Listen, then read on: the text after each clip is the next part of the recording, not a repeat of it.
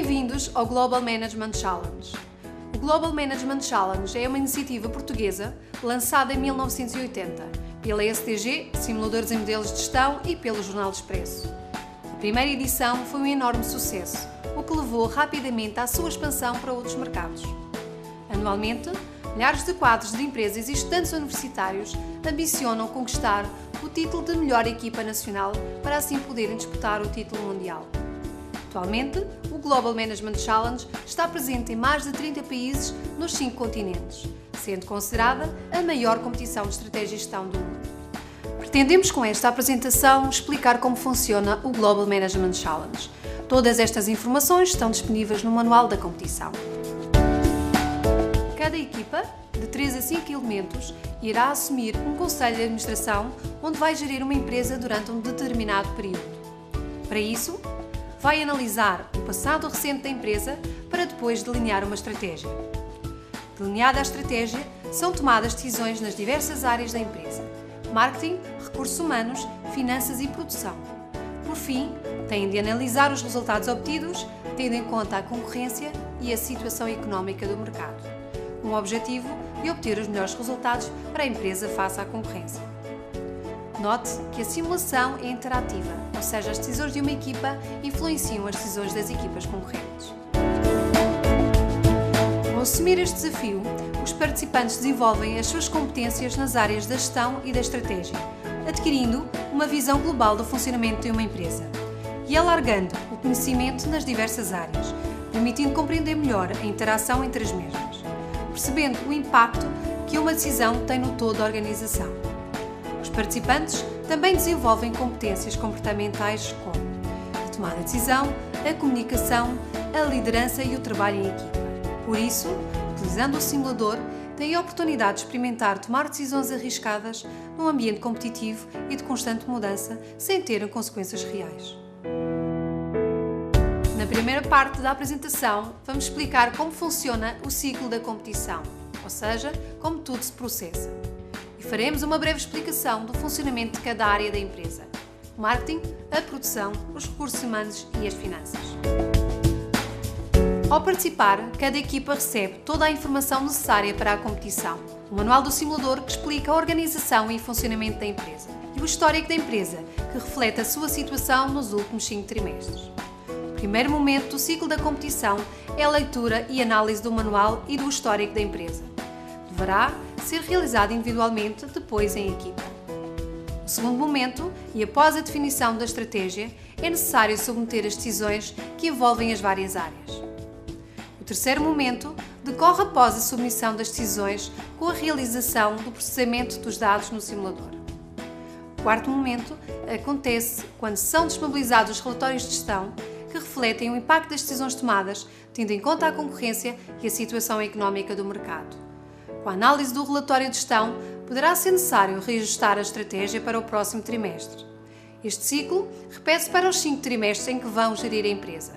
Cada trimestre equivale a uma tomada de decisão.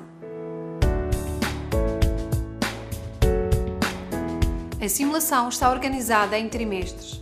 Atenção que não existe este trimestre, ou seja, estão num momento imaginário a analisar o relatório de gestão do último trimestre e a tomar decisões para o próximo.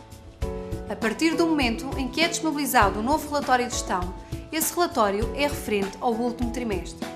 Há decisões que têm impacto no próximo trimestre e decisões que têm impacto nos trimestres seguintes, exatamente como na vida real. Por exemplo, é necessário reforçar a capacidade produtiva da fábrica.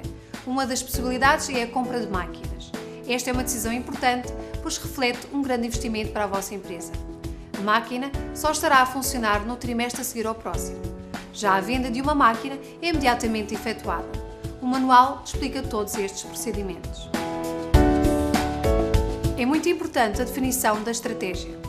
A estratégia é implementada através de 75 decisões que envolvem o investimento em publicidade, a definição de preços, a distribuição e qualidade dos produtos, a subcontratação de componentes, a política de gestão dos agentes e distribuidores, as operações na produção, por exemplo, número de turnos ou compra de matéria-prima, o investimento no website, a política de recursos humanos, por exemplo, recrutamento, salários ou formação, As finanças, por exemplo, emissão e recompra de ações, atribuição de dividendos ou empréstimos. E informações da concorrência, por exemplo, cotas de mercado e a opinião dos consumidores face aos produtos. A estratégia deverá ser definida para os próximos 5 trimestres que vão gerir a empresa e não somente para o próximo. O objetivo é a empresa conseguir alcançar o primeiro lugar no final da simulação. Reforçamos que é necessária prudência no possível reajuste da estratégia. Após a análise e definição da estratégia, chega o momento de submeter a folha de decisões. Cada tomada de decisão, em cada trimestre, envolve, como já foi referido, 75 decisões referentes às várias áreas da empresa. Até a data e hora limite de submissão da folha de decisões, estas podem ser alteradas. O relatório de gestão está organizado em 4 folhas em Excel. Na primeira folha, pode visualizar as decisões que foram submetidas. Na segunda folha, podem analisar o impacto dessas decisões nas seguintes áreas: produção, recursos humanos, agentes e distribuidores, transportes, pegada de carbono, produtos, encomendas, vendas, inventário, melhoramentos, serviço de garantia e subcontratação de componentes. Na terceira folha, encontram as informações financeiras da atividade da vossa empresa, despesas administrativas, demonstração de resultados, balanço e fluxos de caixa. Na quarta folha está disponível informação económica, alguns dados sobre a produção, um Business Report com extratos de informação geral extraídos da imprensa financeira, que ajudam a prever as tendências económicas e a precaver-se contra situações futuras, o posicionamento da vossa empresa no mercado e informações sobre a concorrência, algumas gratuitas e outras mediante pagamento. Quantos produtos vamos produzir? Em que mercados vamos distribuir? Devemos investir mais em investigação e desenvolvimento? Estamos a ser competitivos? O que é que a concorrência está a fazer? Estas são algumas das questões que vão surgir quando estiverem reunidos em Conselho de Administração, sobre as quais têm de decidir. Em relação à empresa que vão gerir, está organizada em 4 grandes áreas: o marketing, a produção, os recursos humanos e as finanças. A vossa equipa tem a responsabilidade de gerir da melhor forma todas estas áreas. Outro aspecto muito importante é decidir se pretendem formar um comitê alargado e tomar decisões em conjunto ou delegar áreas de responsabilidade a cada elemento da equipa. É uma decisão que terá muito impacto no sucesso da empresa. A empresa pode produzir até 3 produtos e comercializá-los em 3 mercados: União Europeia, NAFTA e Internet. Não existe uma definição específica dos produtos. São 3 produtos de consumo duradouro, diferentes mas relacionados entre si e considerados pelos consumidores como desejáveis. Nos vários mercados, são os agentes e distribuidores que vendem o produto ao consumidor final. É uma decisão da equipa produzir os 3 produtos e, da mesma forma, estar a comercializá-los nos 3 mercados. Atenção que a decisão de deixar de produzir um produto ou abandonar o mercado e voltar atrás com essa decisão poderá não ser recomendável. Na empresa existe um departamento muito importante, o Departamento de Investigação e Desenvolvimento. De acordo com o investimento, este departamento irá reportar no relatório de gestão melhoramentos para os produtos, pequeno ou grande. Não é necessariamente imediato que ao investir neste departamento seja logo reportado melhoramentos para os produtos. E neste caso, será reportado nenhum. Se não forem anunciados melhoramentos para os produtos, poderá significar que o valor que está a ser investido não é o adequado. Se for anunciado um pequeno melhoramento, este é introduzido automaticamente. Se for anunciado um grande melhoramento, poderá ser logo introduzido ou decidir introduzi-lo mais tarde. Os melhoramentos são anunciados apenas uma vez e, se não forem introduzidos, ficam em carteira.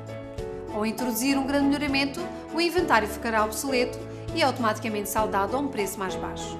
Caso não introduza os melhoramentos, note que a concorrência pode introduzi-los, ganhando vantagem competitiva no mercado. O Departamento de Marketing é responsável pela criação da procura para os produtos e pela sua venda. No relatório de gestão, tem dados económicos, por exemplo, o PIB, que indica a tendência da economia, a taxa de desemprego e a taxa de câmbio. Salientamos que a procura dos produtos é sazonal, sendo expectável que no último trimestre do ano aumente a procura dos produtos. Recordamos que a simulação é interativa, ou seja, as decisões tomadas influenciam as decisões das outras equipas e, Por isso, é muito importante estar atento à concorrência. Atenção à lei do rendimento crescente, ou seja, o nosso esforço nem sempre é proporcional aos resultados obtidos. Exemplificando, o aumento do investimento em publicidade a partir de um determinado ponto já não trará mais benefícios.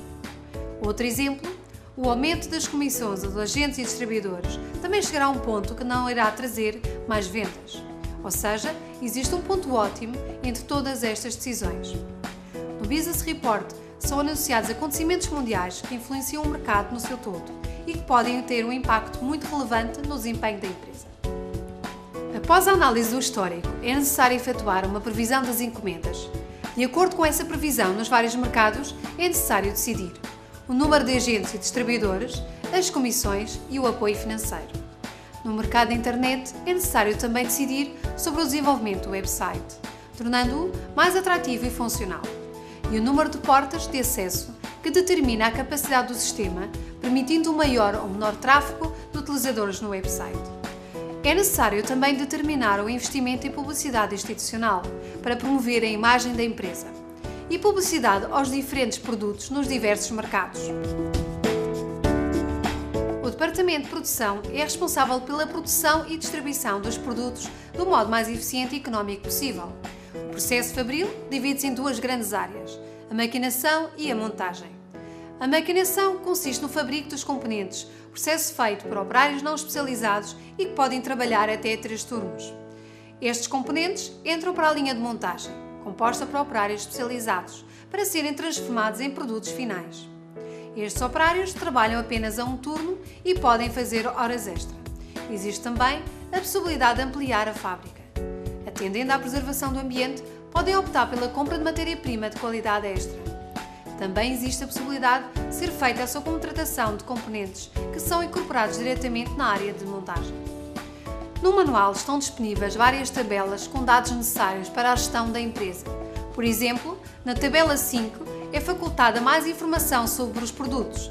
O produto 1 utiliza uma unidade de matéria-prima, face ao produto 3, que utiliza 3 unidades de matéria-prima. Assim como os tempos de produção do produto 1 são inferiores ao produto 3. Podemos concluir que o produto 1 é um produto de gama baixa, o produto 2 de gama média e o produto 3 de gama alta. Outro aspecto muito importante é a preservação do ambiente. A empresa, ao optar pela compra de matéria-prima de qualidade extra, está a dar o seu contributo. Pode também minimizar a pegada de carbono primária, que é medida pela utilização de energia no processo fabril, pagando a uma instituição ambiental a plantação de novas árvores. É frequente haver erros nas estimativas de encomendas. O Departamento de Marketing avalia o potencial de mercado, faz as suas previsões e passa esta informação ao Departamento de Produção. Este departamento elabora o seu plano de produção e analisa os recursos e a capacidade produtiva. Os erros nesta previsão originam um de 2 fatores negativos para o melhor desempenho da empresa. Encomendas em atraso, ou seja, os clientes pretendem comprar o produto e não está disponível, ou a empresa fica com o inventário. Ambos os cenários são prejudiciais para a empresa. O Departamento dos Recursos Humanos é responsável por assegurar a mão de obra suficiente e que esta seja eficiente e esteja motivada. Existem fatores que provocam instabilidade aos colaboradores. Um dos principais fatores é o vencimento médio líquido. Na folha de decisões, tem de decidir o salário-hora. No entanto, o mais importante é o vencimento médio líquido recebido no final do trimestre e não o salário-hora mais elevado. Outro fator importante são as horas extra. Em excesso, podem trazer consequências negativas aos colaboradores e à empresa. Os colaboradores valorizam o facto da empresa comercializar produtos de qualidade. Se a empresa não aposta na formação e despede colaboradores, estes são alguns dos fatores que condicionam o recrutamento, o absentismo e uma possível greve, que, quando anunciada, é irreversível. Como alternativa ao recrutamento direto, é possível formar operários não especializados desempregados para integrarem a empresa como operários especializados. Esta formação está limitada a 9 operários por trimestre. Tem um custo mais elevado comparado com o recrutamento direto, mas garante que estes operários vão trabalhar na empresa no próximo trimestre. O Departamento Financeiro é responsável por assegurar que os fundos da empresa são geridos eficientemente e de acordo com a estratégia da empresa. As atividades da empresa estão sujeitas aos riscos próprios de vários acontecimentos aleatórios que podem afetar o seu normal funcionamento, Desta forma, podem optar por um dos 4 planos de seguros que mais se adequam às necessidades da empresa e que podem cobrir situações tais como acidentes de trabalho e doença, ativo não corrente, inventário de produtos e matéria-prima. Também podem optar por não ter plano de seguros. Na tabela 22 está disponível informação sobre os vários planos de seguros. A empresa pode recorrer a financiamentos obtidos, a empréstimos a médio prazo que não podem ser amortizados durante o período da simulação. Se a empresa precisar de mais fundos do que os permitidos pelo limite dos financiamentos obtidos, o banco continuará a financiar a empresa, mas sem garantia por meio de financiamentos obtidos não autorizados. Nesta simulação, continuarão a ser concedidos empréstimos à empresa, embora em circunstâncias normais fosse considerada insolvente, permitindo à empresa continuar a sua atividade até ao final da simulação. Cada equipa gera a empresa com o objetivo de obter o melhor desempenho do investimento no fim da simulação. O desempenho do investimento avalia o retorno do investimento para os respectivos investidores, não só pelo valor das ações, mas também depois de considerar a emissão e recompra de ações e os dividendos recebidos. Qualquer decisão de emissão ou recompra de ações terá impacto na cotação das mesmas. Os fundos gerados por uma emissão de ações serão vistos como auxiliares de expansão ou retores de empréstimos dispendiosos. As recompras serão vistas como um modo de utilizar fundos em excesso para aumentar os dividendos por ação. É de salientar que a cotação da ação, fator muito importante na avaliação da empresa, é um conceito prospectivo, refletindo o desempenho da empresa no futuro. É muito importante referir que a empresa continua a sua atividade após a última decisão. Alertamos para os erros de digitação na introdução na folha de decisões. Por último, queremos referir que a equipa vencedora da final nacional representa o país na final internacional do Global Management Challenge, defrontando as equipas vencedoras dos outros países participantes. A organização deseja boa sorte para a vossa equipa.